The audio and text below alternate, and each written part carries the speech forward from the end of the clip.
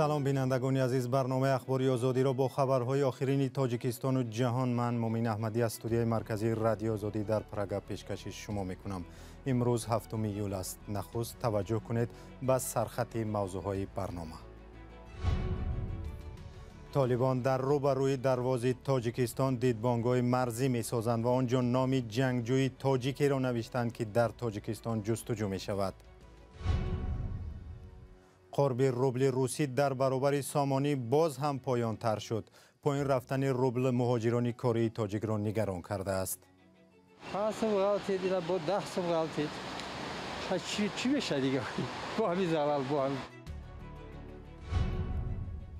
بازار گرم فروش بز و گوسفند و شتر در دوشنبه.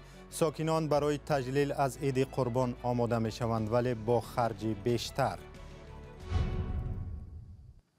مقامات تاجیکستان از نوشته در نزد دیدبانگاه طالبان در روبروی درواز خشمگین شدند. طالبان در این مکان دیدبانگاه نو می سازند و در کنار آن لقب تاجیکی را نوشتند که در تاجیکستان جستجو می شود.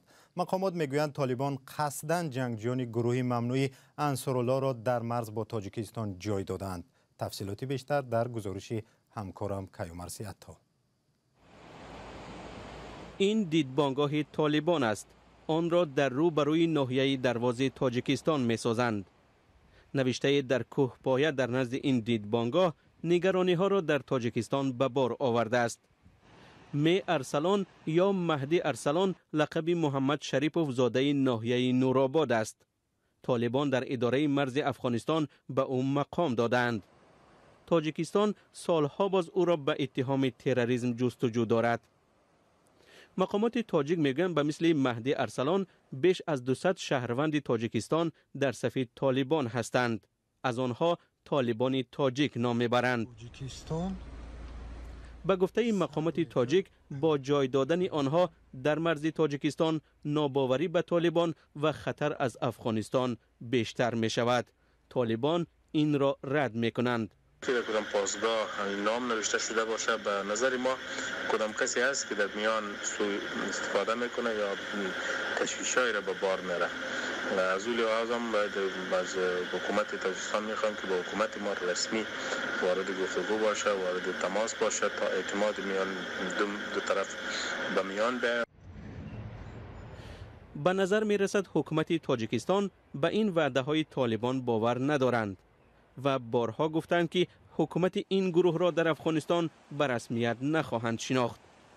کارشناسان به این نظرند که طالبان اویغورهای زیر پیگرد چین، ازبک‌های عضو حرکت اسلامی ازبکستان و تاجیکان عضو سازمان ممنوع انصارالله را به خاطر فشار به این کشورها نگه می‌دارند.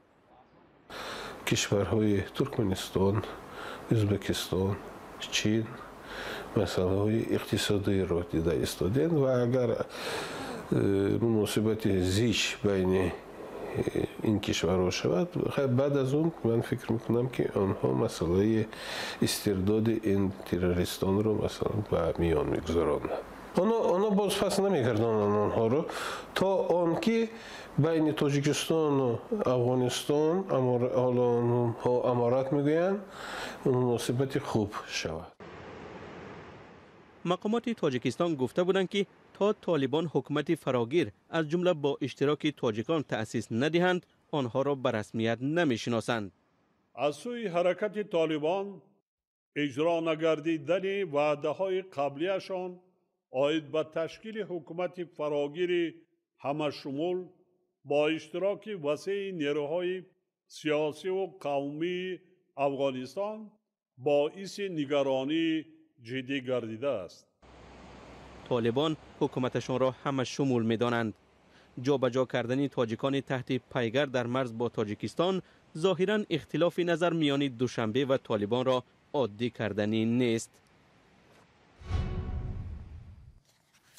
برنامه را ادامه می دهیم. در تاجیکستان دوباره ارزش روبل روسی در برابر سامانه پایین رفت. قرب روبل برای اکثر ساکنان تاجیکستان یک موضوع مهم است و اکثریت پیوسته پایین و بالا روی قرب روبل را می سنجند، چون نزدیکانشان از روسیه اساساً پول روسی می فرستند و بانک های تاجیکستان در عوض با آنها سامانه می دهند. شهلوی عبدالله درباره سبب و پیامدهای پایین‌روی قبر روبل گزارش می‌دهد. یک موی افزایش نظررس قرب روبل روسی در برابر سامانی، ارزش آن در بانک‌های تاجیکستان دیگر باره پایین رفت. دلار آمریکایی که ارزشش به طور نظررس کاهش یافت، طی 2 روز اخیر باز به قرب پیشترش برمیگردد. این دیگرگونی را پیش از همه ساکنانی که نزدیکانشان در مهاجرتند احساس کردند. پس غلطی دیدم با 10 سال غلطی. چی بشه دیگه؟ با همین زلال با هم. روبل روسی یک 3 روز پیش 177 176 بود. جمهوری ما مقصد بسیارش خانه‌هاشون از هر یک خانه 2-3 نفر در روسیه زندگی رو با مبلغ روسی مقصد پیش میبرند. وقتی ارزان شود در بازار قیمت میفهموید که چگونه تاثیر میرسونه.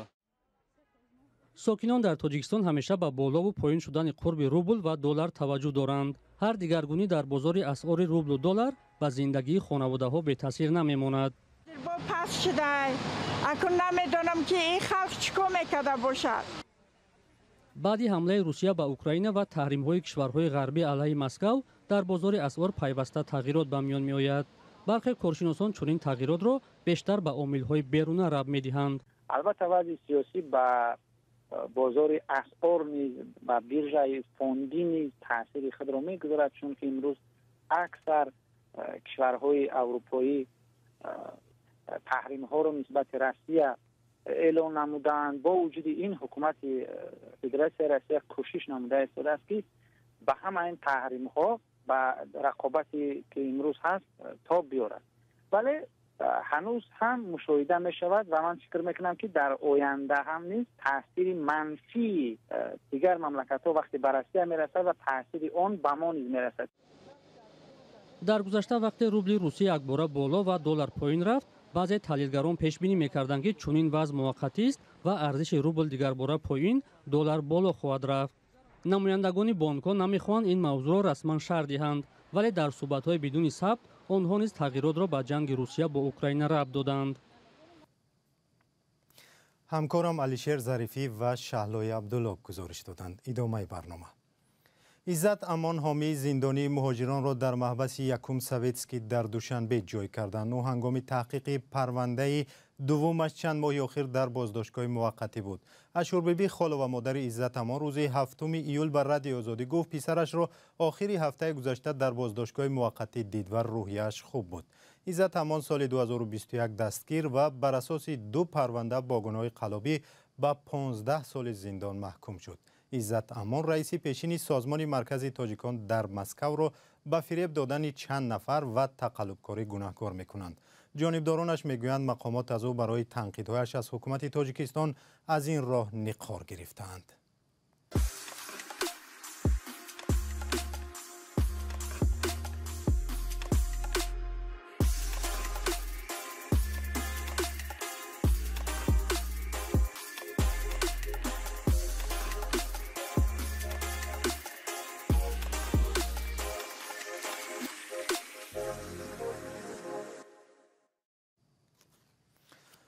صرف نظر از انتقادهای پرزیدنت در شهر نورسلطان قزاقستان، ساختمان راه آون هوایی ادامه خواهد کرد. راه جنجالی که سال 2011 بنیادش را آغاز کردند در پیوند به دزدی میلیاردها دلار و پرونده های جنایتی پرسر و صدا شد.